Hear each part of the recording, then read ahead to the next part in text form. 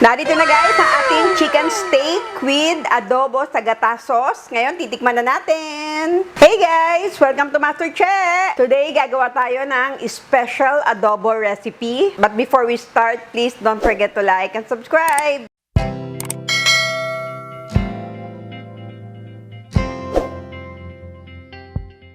Ngayon guys, magluluto tayo ng chicken steak with adobo sa gata sauce. Yan. So, meron tayo ditong chicken breast. Ayan, titimplahan lang natin to ng pepper.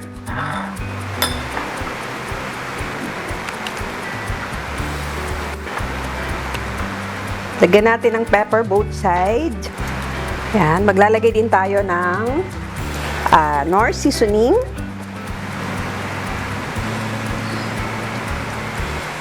And konting olive oil.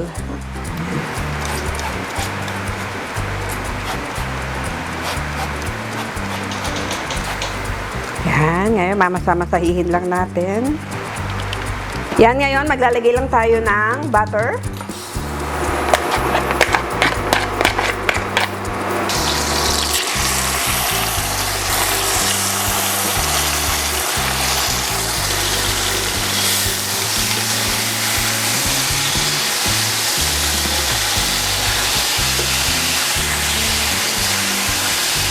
A little longer than a few minutes later. Ayan guys, okay na ang ating chicken steak.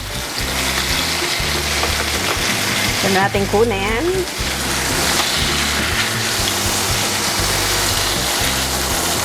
Ngayon, isi-set aside lang muna natin at gagawin natin ang ating adobo sa gata sauce. So, dito sa same pan, lalagay natin ang ating garlic.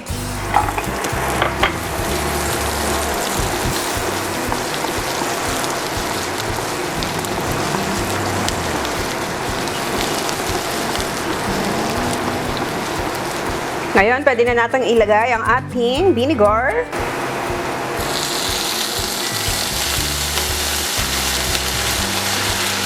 Ang ating soy sauce. Pepper. And bay leaf. Tignan natin.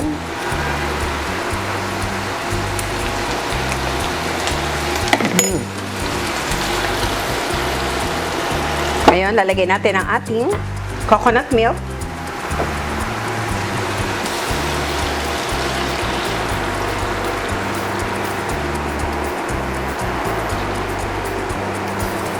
Lagay pa tayo ng konti. Yan guys, and that's it. At i-plate na tayo. Ngayon, na-assemble na natin ang chicken steak.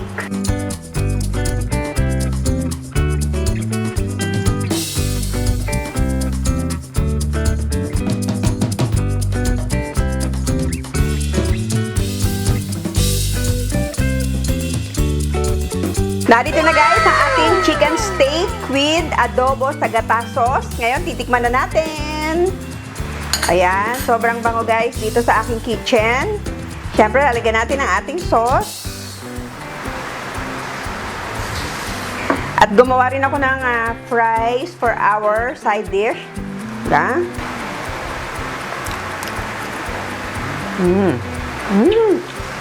So yummy guys. Pwede kayong mag-add ng sugar pag gusto nyo ng medyo matamis-tamis siya. Pero, ang sarap ng pagka-savory niya, guys. Sarap. Saka yung coconut milk.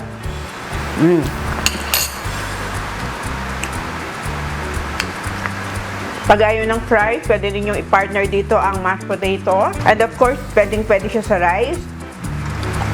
Saka tender yung ating chicken. Sarap. Try nyo to guys. Napakasimple lang. Sana lang. Sana guys, nagustuhan ninyo ang ating chicken steak with adobo sa gata sauce. Try nyo itong gawin sa inyong mga bahay. Napakasimple at napakasarap. And please don't forget to like and subscribe and click the notification bell para every time meron tayong bagong video ay manonotify kayo. Thank you so much and God bless you all. See you again next week. Bye! Yummy!